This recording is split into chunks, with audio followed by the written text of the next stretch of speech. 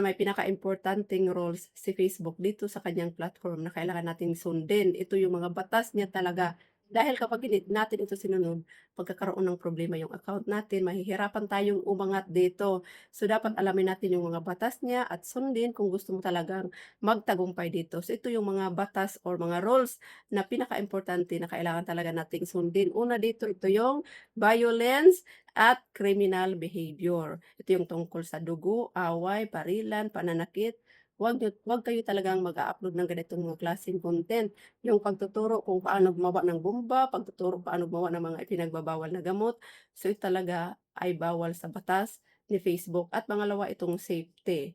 Yung dapat iwasan niyo yung mga self-harm kahit joke lang. Bawal talaga bullying o paninira ng pangalan ng tao, binubully mo rin yung isang tao, ito ay bawal din dito sa Facebook kapag ikaw ay content creator. At pangatlo naman ito yung hate, yung pag-atake base sa lahi, relihiyon, gender, disability, yung parang inaano mo yung sinisiraan mo sila dito sa Facebook. So, bawal 'yan kapag ikaw ay content creator. At ang sunod, ito yung integrity at authenticity. Ito yung fake account. Dapat totoong pangalan ang ilalagay mo.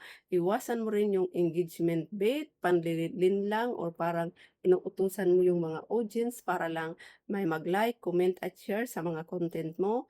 Yan ay bawal din. Spam, mga spammy behavior, misleading information, yung hindi tama na mga sinasabi mo para lang yung nililinlang mo lang yung mga tao. So, ito rin ay ipinagbabawal sa batas ni Facebook. At ang sunod, ito yung intellectual property, yung music na may copyright, 'pag yung may nagmamay-ari, pumunta ka na lang sa mga free to use na royalty free ni Facebook para doon ka makakuha ng mga music. Kahit na sa mga mahahabang movie or mga TV clips or mga repost galing sa TikTok na may watermarks. So, para maiwasan mo yung violations at para din hindi maapektuhan ang reach ng iyong mga content. At ang sunod naman, ito yung adult content tungkol sa nudity, sex o porn. Iwasan nyo rin na mag-upload ng ganitong mga content dahil ipinagbabawal din ito sa batas ni Facebook. So, ito ang pinakaimportante na dapat niyong tatandaan para hindi magkaproblema yung account niyo dahil kapag ginawa niyo ito, alam niyo ba na pwedeng i-ban ni Facebook ang content mo, yung hindi ka na talaga makakapag-upload.